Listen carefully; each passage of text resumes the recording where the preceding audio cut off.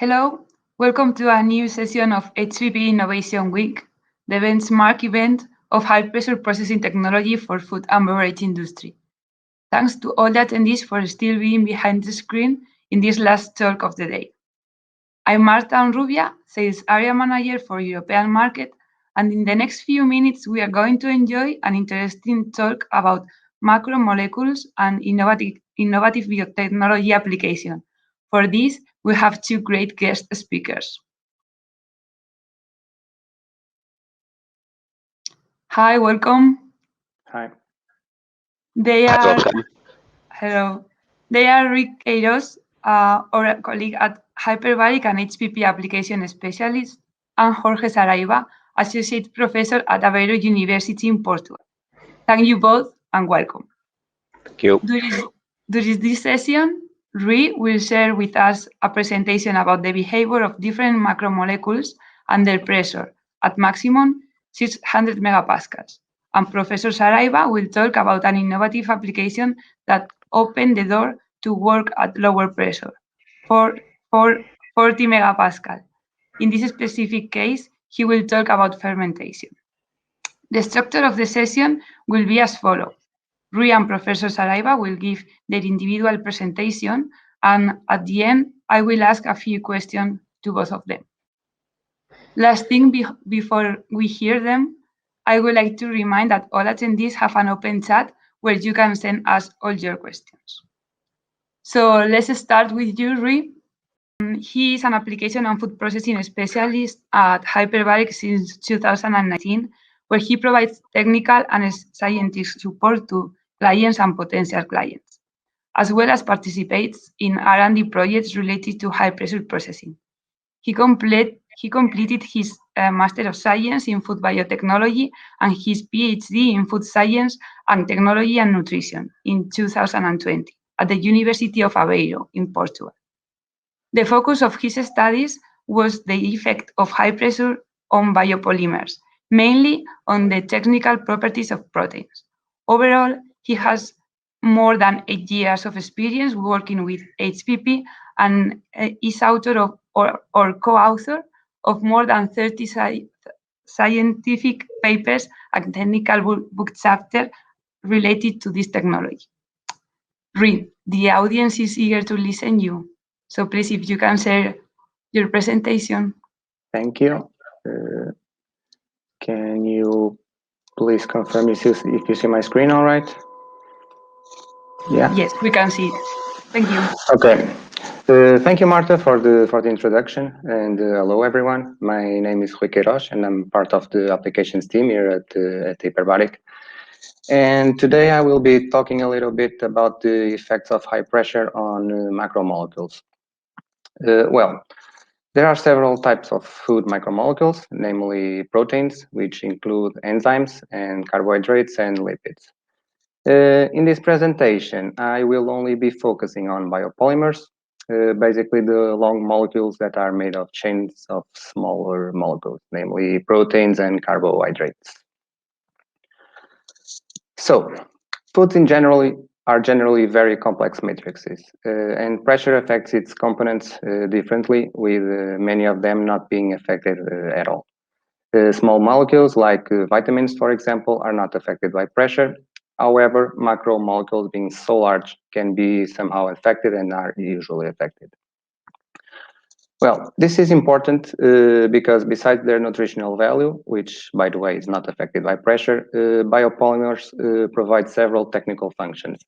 Therefore, they are important for the food quality and stability and are key components in how food tastes and feels. But why does pressure affect large molecules and not small ones? Well, let's imagine that you are a small molecule and you are going to the subway by yourself on rush hour. As the wagon is filling up with people, you can feel a little tight, but nothing really happens to you. Now imagine that you are a part of a biopolymer. That is, you and a group of people are traveling together.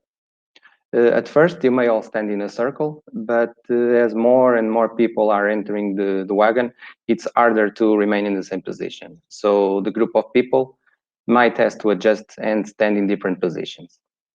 but all the individuals are still there. So the response to a more packed space is to arrange people in different positions. Still, the number of persons and each individual structure remains the same. Well, the same happens with biopolymers. The special arrangement may change in response to pressure, but the primary structures remain the same. So, let's start with proteins. Proteins, in addition to their nutritional role as a source of amino acids, play important roles in the food biological properties. They affect, for instance, the viscosity of a product or even its texture. So, by changing the structure of proteins, we may change several food characteristics. Summarizing, proteins have 4 levels of structure. The primary structure is simply the sequence of amino acids in a chain, bonded by covalent bonds, and are usually called the backbone of the protein. The next level is the secondary structure.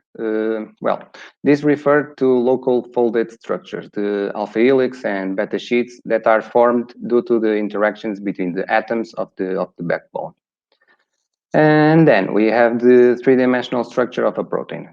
This is called the tertiary structure, and this structure is held together by weak interactions, basically non-covalent bonds and hydrophobic interactions. So there are many proteins that are made of a single chain of amino acids, and so only have the 3 levels already mentioned.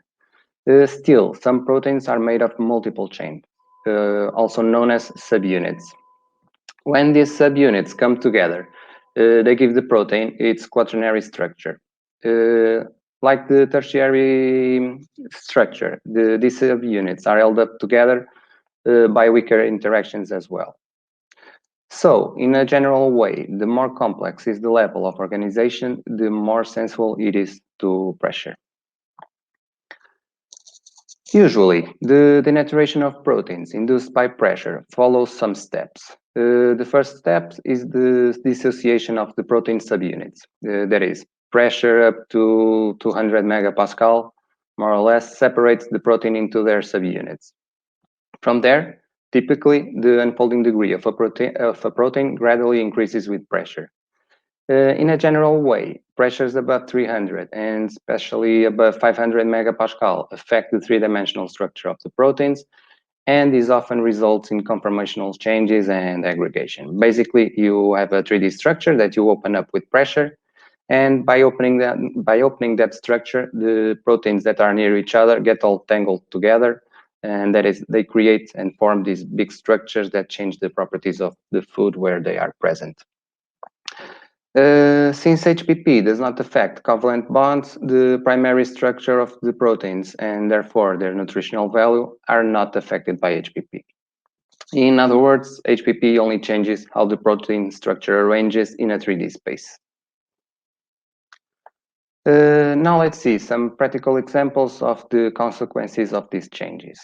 For instance, meat has a lot of myoglobin, which give it its characteristic red color. Myoglobin contains iron, which is exposed due to the pressure effects on the 3D structure of the protein. As a consequence, it acquires the brown or rusty color of cooked meat. Additionally, HPP can promote interactions between different proteins. That is the aggregation that I mentioned before. And in this case, this changes the way that light is reflected and makes the muscle appear more opaque or with a lighter color. So in raw meat, as you can see by these pictures, the higher the pressure, the more pronounced is this whitening effect. Also, this effect is more noticeable in meat that has higher content of myoglobin, right? Like the red meats. It is important to know that these are not chemical changes, but structural ones, namely the modification of the 3D structure and consequent exposure of the iron. And it is also important to know that after cooking, the meat looks the same as no pressure treated meat. Anyway, if you want to know more about HPP and its effects on meat products, you can check some sessions about it next Wednesday. Another example is the egg, which has a high content of protein. And as we've seen before, pressure affects the 3D structure of proteins and may promote their interaction and aggregation. When the proteins are in a solution, this interaction may lead to gelling effects, where large three-dimensional networks are created. Well, this is what happens in the case of eggs. Pressure leads to changes in the conformation of the structure of the egg proteins, opening them up and promoting these interactions with each other. And by doing this, a large network of proteins is created. Basically, can be achieved a somewhat similar look to a boiled egg, yet different, with a different texture, smell, and even taste. Well, this opens up a world of opportunities. Since the 3D structure, conformation, and interaction of proteins can be changed by pressure, HPP can be a useful tool to tailor the properties of food proteins and create new products. Moreover, research has shown that pressure can be used to enhance several technological properties of the proteins. Therefore, pressure can be used to structure, texturize, or gel foods, or even to enhance the ability of proteins to act as emulsifiers, thickeners, or even foaming agents. This may reduce the need for additives, which allows for a cleaner label with fewer ingredients. Now, moving on to enzymes. Well, enzymes are proteins that act as biological catalysts and speed up the rate of chemical reactions. The effects of pressure on enzymes are very complex and dependent on food matrix, on the processing conditions, the enzyme itself, among other factors such as the origin and concentration of the enzymes. So pressure can completely or partially inactivate enzymes, and this is due to the effect on the structure of the proteins already discussed before. But it can also have no effects on the enzyme activity or even enhance it. This enhancement occurs by increasing the accessibility of the enzyme to its substrate. Basically, the pressure ruptures the cell walls and membranes where the enzymes and substrates are bound. And as a consequence, there is a release of both the enzymes and substrate to the medium, promoting their contact and enhancing enzyme activity. Nonetheless, the most common effect is the partial inactivation of the enzyme, and consequently, in most cases, some enzymatic activity is to be expected after HPP. I will now give you some examples, starting with one of the biggest applications of HPP, that is avocado-based products. In this graphic, we can see the pressure inactivation of the polyphenol oxidase, also known as PPO. Well, this enzyme is responsible for the oxidation and browning of many products, and it's particularly a problem in avocado products. Well, studies have shown that HPP reduces the activity of this enzyme by more than 50%, which helps to control the browning. So still, as I said before, the degree of inactivation will depend on many factors. For example, the pressure and the medium pH, or the pH of the medium. Here we can see that for the same pressure level, higher pH values result in a lower inactivation of PPO. On the other hand, by increasing the pressure, the inactivation is also increased. Although in avocado products, the PPO is not usually completely inactivated by HPP, the partial inactivation is enough to maintain the color throughout the shelf life of the product. Still, as I said before, also the source of the enzyme influences how pressure affects its activity. Here we can see the residual activity of PPO in strawberry, peach, banana, and pear purees after HPP. And as we can see, pressure can reduce the activity of PPO, as it occurs, for example, in strawberry and peach purees, mostly by changing the structure of the enzyme. Still, some enzyme activation may also be possible, as it can be seen in this example for pear and banana purees. This could possibly due to the small conformational changes that favor the enzyme activity, or most likely due to the higher contact between the enzyme and its substrate that is promoted by the rupture of the cell walls where they are contained. Now let's move on to carbohydrates, namely starch. Summarizing, starch is stored in granular structures that contain granular rings, basically the representation that we see on the left. These rings are actually two regions that alternate with each other, the amorphous and crystalline regions. And each of these regions is made mainly of two different glucose polymers, amylose and amylopectin. Amylose is a long and mostly linear polymer that is mainly found in the amorphous region, whereas amylopectin is shorter and branched, and it's the major component of the crystalline region. So, when starch is in a solution, the amorphous ring regions are hydrated and swell. This makes the crystalline regions more accessible to water. Then, when heated, these crystalline regions are then disrupted or destroyed by the heat, which is usually referred to as gelatinization, as it is possible to see on the top representation. So, when applying pressure instead of heat, the disintegration of the molecules is incomplete. There is the granules are not destroyed; they keep their shape. So, although the granules are swollen, they may retain their granular shape, leading to a different gelatinization when compared to heat. However, despite being different, gelatinization still occurs, which leads to changes in viscosity and texture, which is something to take into account when processing starchy products. So, the gelatinization of starch promoted by pressure depends on many factors, such as pressure level, holding time, temperature, pH, starch type and concentration, among others. For the temperature and pressure range typically used in HPP, that is between 450 and 600 megapascal and up to 25 degrees Celsius, many types of starches start to gel. Still, there are some starches in which the phase transition only occurs above 600 megapascal. And usually there is a higher gelatinization in starches with lower amylose content. In this graphic, we can see a few examples of the conditions at which some starches change phases.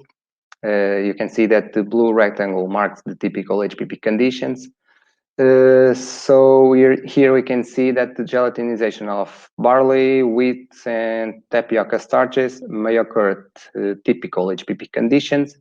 However, higher pressure or higher temperature are required for the gelatinization of corn or potato starches, for example. This tells us that we can select the type of starch to use in a product depending if you want the gelatinization to happen or not.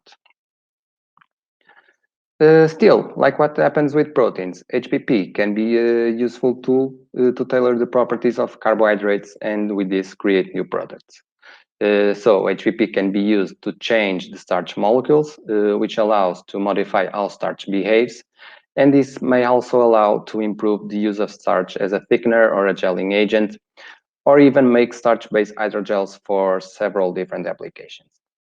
Similar to proteins, this may reduce the need for additives, which allows for a cleaner label with fewer ingredients. So I'm almost finishing, and I will leave you with some important messages to keep in mind. Pressure does not affect small molecules. In protein, it only affects the higher levels of their structure. Pressure may inactivate, activate, or have no effects at all on the activity of enzymes, and it may promote the gelatinization of carbohydrates like starch. Therefore, pressure can be used to tailor the technological properties of food biopolymers. With this, I end this presentation that I hope that you have enjoyed. If you have any questions about HPP applications, feel free to contact us through the email apps@hyperbaric.com, and thank you for your attention. Thank you very much, Rui, for the presentation. It has been great to listen to all this information and details you explained. Okay, so now let's continue with Professor Saraiva. Welcome, Professor. Jorge is teaching food technology and biocatalyst at University of Aveiro, holds a Bachelor of Science in Biochemistry at Coimbra University in Portugal, and a PhD in Biotechnology at the College of Biotechnology in Portuguese Catholic University in Porto. His research is mainly dedicated to the use of high pressure for food preservation and biotechnological application. He is co-author in 4 patents and more than 235 scientific papers. He has also co-supervised 15 PhD and currently co-supervise 15 PhD students. Professor Saraiva, it's your turn.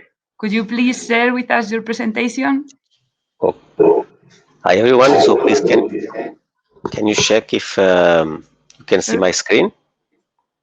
Yeah, we can see it. Perfect. Okay. Thank you. Okay.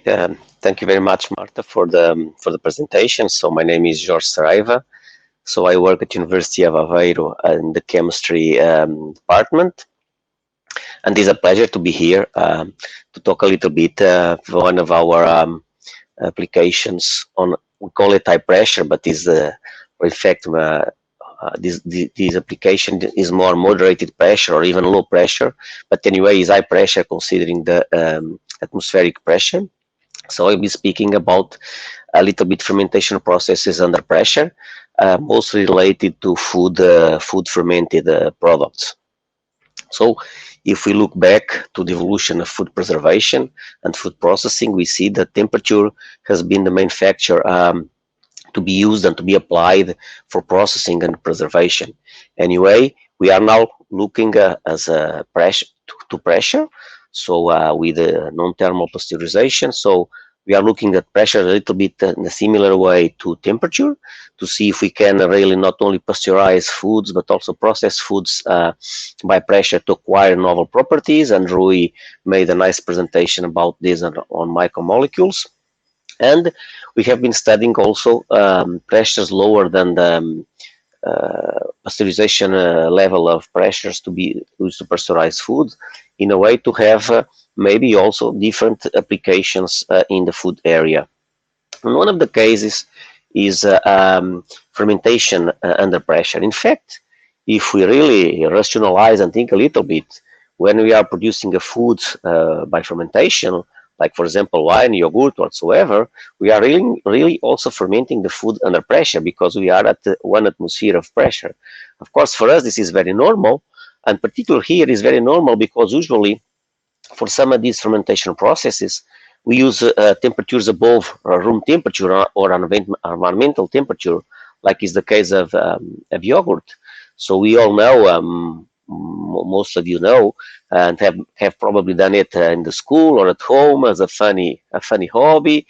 This to start with milk and to produce yogurt by adding lactic acid bacteria or inoculum. So this, and you know that you have to preheat the milk, because otherwise the process doesn't happen, doesn't occur, so we don't obtain yogurt. So this is the case really in yogurt. So we use it at environmental pressure, but we use also above room temperature. In fact, if we think about pressure and temperature as stress factors, both can use as stress factors. If we really exacerbate these stress factors, we can reach cell inactivation, like we do in pasteurization by temperature or by pressure. But anyway, before that, if we apply lower pressures or lower temperatures, but okay, lower pressures in this case, so we can but this made some stress to the cells, and cells will try to overcome this stress, so they will try to adapt, and we can have cells adaptation to pressure, and I will speak a little bit at the end about this. So we can adapt cells to ferment and to survive under pressures higher than the atmospheric pressure. And this is very interesting because it reveals, if we go to the literature, for the more fundamental literature, we can see that we can there are already some ideas and some knowledge that stress like pressure causes some genes that are dormant or are kind of sleeping to be to wake up.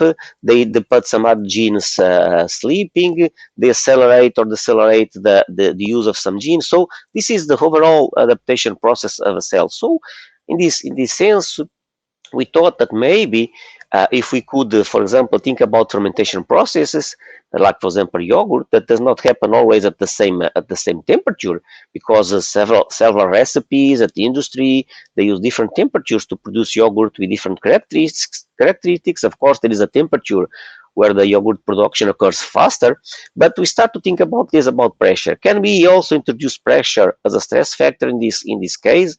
And can we really make lactic acid bacteria to do something different, maybe faster, slower, and to produce yogurt with some other characteristics?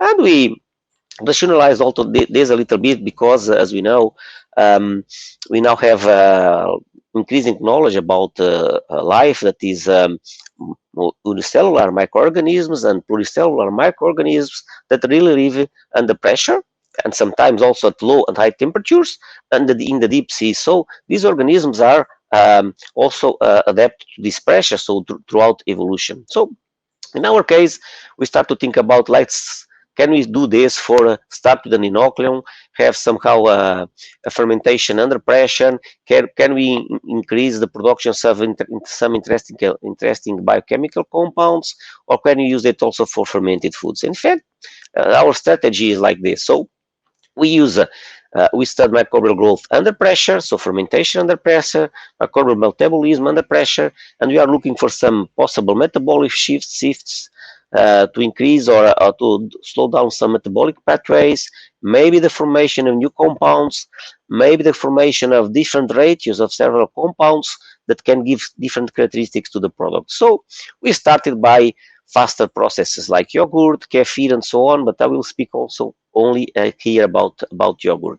So, and we are looking at a little bit in the future as a possible fermenter under these pressures, what could be interesting for industrialization of these processes. So I will mainly dedicate my presentation to 2 points: yogurt production and Saccharomyces cerevisiae adaptation to high pressure. So this is the kind of thing that could be rather easily implemented in the industry, because we would keep the whole process, and we only have to have a fermenter adapted to a little bit higher pressure than the atmospheric pressure. So our experimental design, it was like this: to use as much as possible commercial products, so commercial yogurt, commercial inoculum. So we inoculated, so we use 43 degrees Celsius, because it's the really the best temperature, or at least where the temperature at which the yogurt is formed faster, is produced faster. And we started by some experiments to see what was effective pressure, and we end up knowing that between 10 and 40 megapascal we can produce yogurt in a rather reasonable amount of time. So we did this, so fermented yogurt, and we did microbial analysis, physicochemical analysis, and we also did a kind of a storage or preservation study of the yogurt produced at atmospheric pressure and under pressure under refrigeration. And a little bit very interesting about these studies, that we now have a linear relation between the time we need to produce yogurt, this is to obtain a pH of about 4.5, 4.6 with pressure. So in this range, we know if we want to change the pressure at 40 degrees Celsius, we can in advance estimate the time that will take for the yogurt to be produced. Anyway, if we start to increase the pressure much more, we see that basically we cannot produce yogurt, and I will show an interesting slide about this at the end. So we did some microbial counts, as I said. So atmospheric pressure 10 MPa to 40 MPa for the two bacteria that we have in yogurt, and we see, as you can see here, along the storage for the different pressures, only for about 30 and particularly for 40 megapascal, we can see some reduction of the Lactobacillus bulgaricus. But anyway, in all these cases, the counts of both bacteria are still above the minimum level required for the commercial yogurt to be considered a yogurt. So very, very interesting. So we don't reduce the number of microorganisms that we have in yogurt. Anyway, we also did CERISE, yeah, and here in CERISE, so if you compare to the initial yogurt, we start to see that pressure increases the CERISE of the yogurt, so particularly for 40 MPa. So, but anyway, for between 10, 20, and 30 MPa, it's a reasonable comparable to the conventional yogurt. We did also some texture analysis, and you can see here also again, particularly for 40 MPa, we start to see some changes in the texture, which can be interesting because this means we can have some changes in texture that might be interesting to develop a new kind of yogurt. And we did also some preliminary metabolomics analysis by NMR. And along storage, we didn't see any particular trend or variation. But anyway, if we compare the effect of pressure, we see that generally there are no main variations, but we saw variations for 3 compounds. So acetanoine, 2,3-butanediol, and formate. And as you can see here, acetanoine increases the amount with pressure, and we could see this also by some preliminary sensorial analysis, while butanediol starts to increase, but then along storage decreases, and formate, in fact, formic acid, we can see that it decreases along with pressure. So very, very interesting. This means that we are changing the metabolism of the lactic acid bacteria. So this means that we might have yogurts with different texture, organoleptic properties, and so on. So about fatty acids, there is not much to say, because we saw basically no main variations. Anyway, we could see the total amount of fatty acids decreases with pressure, which can be interesting because this means that they are being used by the bacteria, or maybe there is not so much hydrolysis of the acylglycerols under pressure during fermentation. But of course, we need to deepen this study in the future. But this also improves and sees and shows that there are changes in the metabolism of lactic acid bacteria when we do yogurt under pressure. And just to finalize a little bit about yogurt, we did some preliminary sensorial analysis, and I can assure you that people who taste the normal yogurt, the conventional yogurt, and a couple of yogurts we produce with pressure, they say that yogurt is much smoother, not so aggressive in acidity, and so on. So clear there is potential here for the future. So concerning the second application, Saccharomyces cerevisiae adaptation to high pressure. So we did several cycles of Saccharomyces fermentation in normal medium, to alcoholic fermentation, and we can see that after 4 cycles of pressure, at certain pressures, we can see that the bioethanol production, so on, the speed of the process was basically about the same as atmospheric pressure. This is very interesting for what? Because then, even like for the yogurt, the process is slower under pressure. We might, if we reuse the inoculum, we might adapt the lactic acid bacteria, and we might have a faster process, or at least as fast as atmospheric pressure, and still with the metabolic changes under pressure. So this is very, very interesting for the future, and we want to invest a little bit more on this.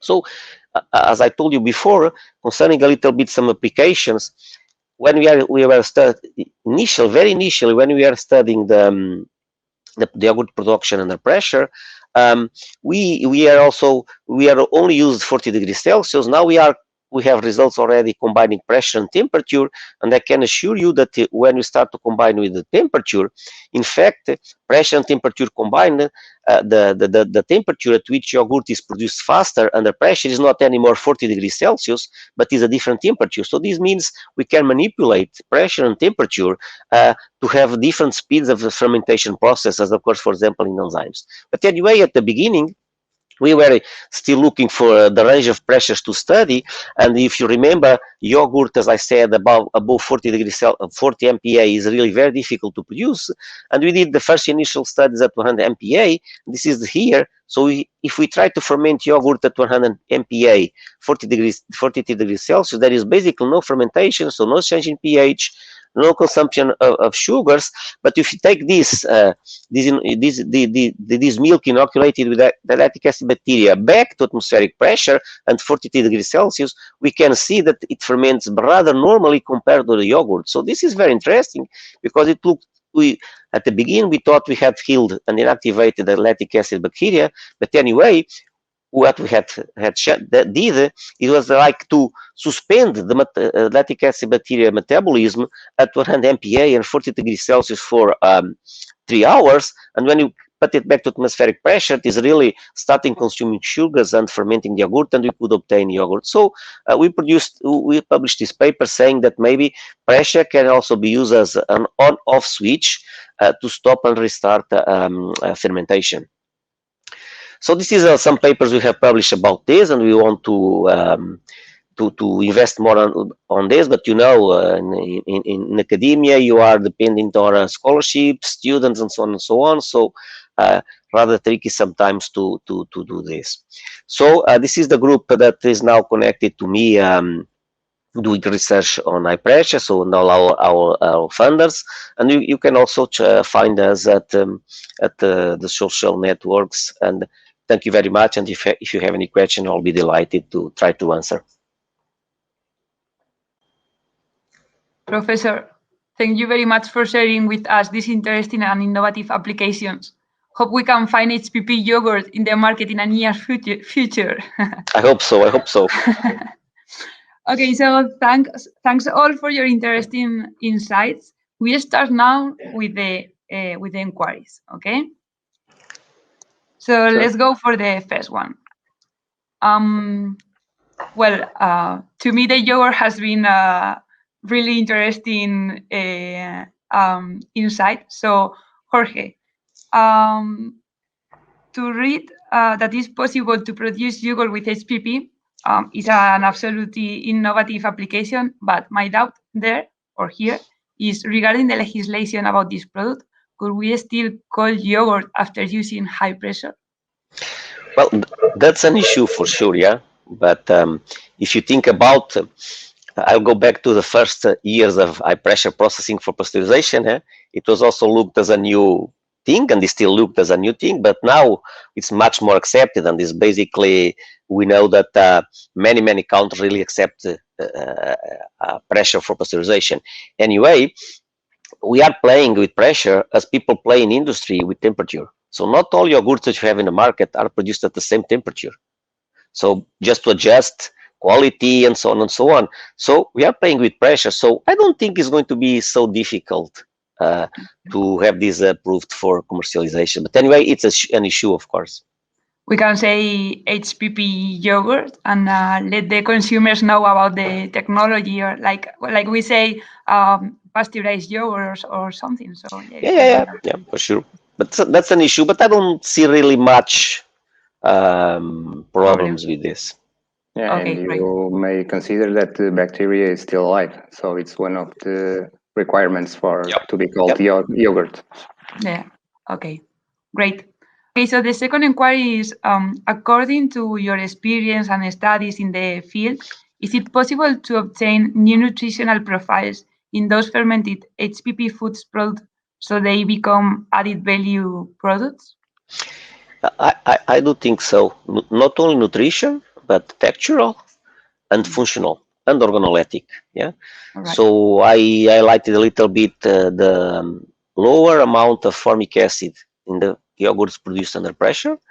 And if you eat yogurts, natural yogurt with no sugar, you see that is right kind of aggressive, the acidity, yeah, even the smell, the aroma. So we have a couple of cases where we produce under pressure. They are the same cases where we have lower formic acid production, and people taste the yogurt and they say it's much smoother, so not so much aggressive. So I think also for the organoleptic part, but also for the functional part, maybe we'll have some other distinct properties of this yogurt, and texture might be very interesting for this. See, I do really think that we can really do as we do now, only with temperature. Yeah, during yogurt production, to a little bit fine-tune texture and some characteristics of the yogurt, we can now also play with pressure to do this, and this might open new opportunities, as also Rui showed, for gelatinization and so on. So if we now use pressure, we might have a rather new, interesting word for yogurt and for other fermented food products. Okay, great. Rui, would you like to add something? You agree with the professor? Yeah, I agree. The specialist on this is the professor, and I really don't have anything to add. Yeah, okay. So let's go for the next inquiry. One of the disadvantages of the technology is that it cannot be applied to bakery or pastry product because of the air content because of the air they content that gives them the shape and the texture, and because of the low water content. But it will have some advantages to be able to apply this high pressure to the dough during or after fermentation. Well, during the fermentation, I will leave that for Professor Saraiva to answer. After the fermentation, yeah, you can use higher pressures, above 400 megapascal or 600 megapascal, to stop the fermentation and to increase the shelf life of the dough. And also, you can use pressure to change the properties of the starch that the dough has, and this will affect how the product will behave when cooked. So you can have a softer cookie or softer brownie, thicker product. Well, it will depend on the product itself, but yeah, you can change the properties and get some more desirable characteristics. Okay, great. Yeah. So concerning fermentation, I think this is a kind of process that might have advantage or at least interest to study, to apply pressure before fermentation, because as Rui showed, each pressure changes starch structure, so might change access of the enzymes of the yeast to use starch. Maybe also during fermentation a little bit. Well, there is a problem with carbon dioxide, but anyway, maybe a problem can become some interesting feature. I don't know. And particularly also after fermentation, yes, we can also have at least really fundamental and scientific studies here. But anyway, and might be very interesting also applications, I think. This is an area we want to study in the future, yeah, for sure. Maybe you can start to study this at the Aveiro University. Yes, that's for sure an interesting topic. We have been thinking about this for some years now. Okay, that's great. Okay, so let's go for the last one. As Rui has commented, the high pressure causes some changes in the proteins and therefore changes in the color in the fresh meat, giving an appearance of cooked meat. Rui, is there any way to minimize this color change and obtain an attractive product for the consumers? Well, to minimize the color change, not really. At least that it has been found yet. But we can work some other ways to give the consumer an appealing product. One way is to use these products for food services, for restaurants, stuff like that. You can increase the safety of the meat, you can increase the shelf life, but the consumer will only be seeing the product cooked. And when the product is cooked, there is no difference between an HPP product or not. The other way is to use marinades with spices, colorful spices that can not really minimize but mask the color change in the meat. And that you can sell directly to the consumer, because the color changes are not noticeable, because you have this marinade that has its own color, usually colorful spices, and yeah, you can make it more appealing to the consumer. Okay, great. Professor, anything you would like to add? Anything you have done there at the university? I think if we think about a little bit the history of food preservation, food processing, yeah, there were also before some products that were not possible to pasteurize by temperature, like egg. And with the time, with the technology, engineering, we now have pasteurized egg. So I think in the future, maybe not only with pressure, yeah, but with maybe some chemistry around, we might be able to reduce the color change in meat. That would be a very, very interesting feature. And well, maybe I'll be very delighted to see your innovation that talks about meat color that we spoke about somehow in the future. And well, I think that will be interesting. And I think it will be achievable in the future, and that will be a very, very interesting achievement. Yeah, exactly. I agree. I agree. That's why I said at this point. At least for now. So, at least for now, but people will someone somewhere will have new ideas and maybe we find new application almost every year. So why no next year? As you Rui know, as Rui know very well, we have been studying hyperbaric storage on meat. So yeah, exactly. Yeah. So let's see in the near future. Yeah, let's see in the near future. Okay, so thank you very much, both. It has been a pleasure to have you and share all this information with us. The questions raised by your attendees will be answered soon, and we can only tell you to continue learning and enjoying the contents of HPP Innovation Week in the coming days. Thank you and goodbye. Thank you very much. Goodbye. Thank you. Bye. Bye. Bye.